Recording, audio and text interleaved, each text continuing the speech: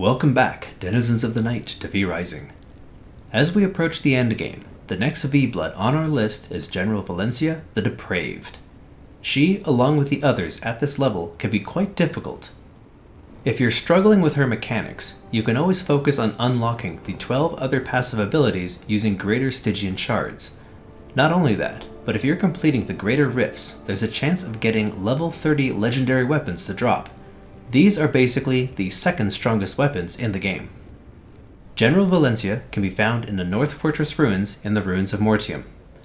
She's in an area where rifts appear, and several patrols often pass through here as well. Make sure to keep your eyes open. Valencia is an incredibly aggressive boss with her spear attacks. She has the same spear abilities you do, Harpoon and Thousand Spears. Let's dance in shadow. She also jumps and attacks you from above. Her standard attack is a swipe, one step to the side, and a straight pierce attack. It's very tricky to sidestep it, but it can be done. If you'd rather sidestep it instead of using dodges or countering, stacking multiple movement buffs can help. For this fight, I'm actually running with 100% Rogue Blood.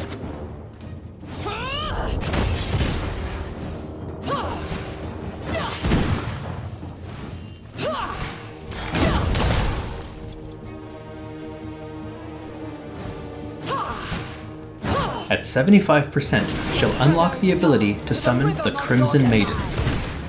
Perhaps this will show you taunt. It has two abilities.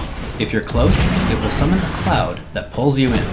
If you're far, it shoots several hooks that try to grab you.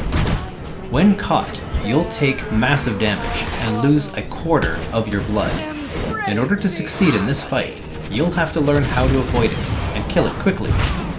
Thankfully, this is a small arena, and it's pretty easy to leave, heal up, and try again. You may also want to bring a couple spare blood potions, or drink some of the locals wandering around between attempts.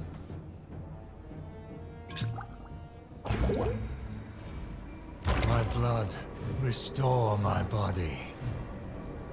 Now that I've shown you the basics, it's time to get serious. My skills of choice for this fight are Veil of Blood for healing, Corrupted Skull, Frost Barrier, and Pistols for damage. If you block her Thousand Spears with your Frost Barrier, you can reflect massive damage towards her. Here's a few more abilities she has. If she spins her spears, she blocks any frontal attack, but it's pretty short. My chamber of misery. Also, while the Crimson Maiden is up, she has a new attack where she glows red and tries to kick you into it from behind. Come close. She always attacks you from behind with it, so you can predict where she's going.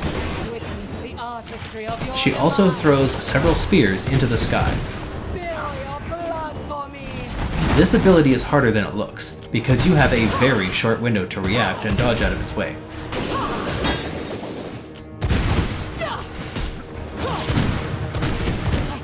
The Pistols and Frost Barrier really help a lot with this fight.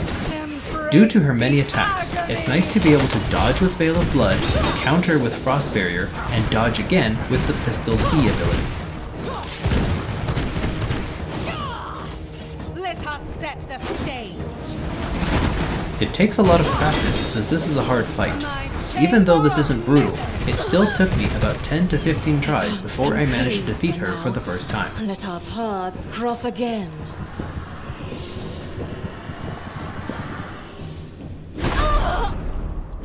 I feel stronger.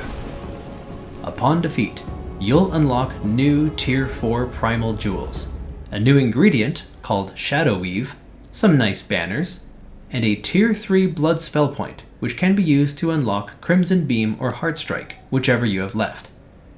If you've defeated every V-Blood up until this point, that should be the last spell point you'll ever need.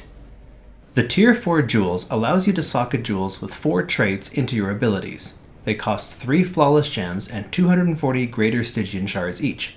This now means that your abilities can be even stronger than before. With the right combo, you can make some pretty strong skills. Shadow Weave is an ingredient you'll need pretty soon. It costs 3 silk and 3 ghost yarn to make 2. You'll need this, along with some other ingredients, in order to craft each set piece of Dracula's armor. The final battle draws near. Until then, bloodsuckers, good night.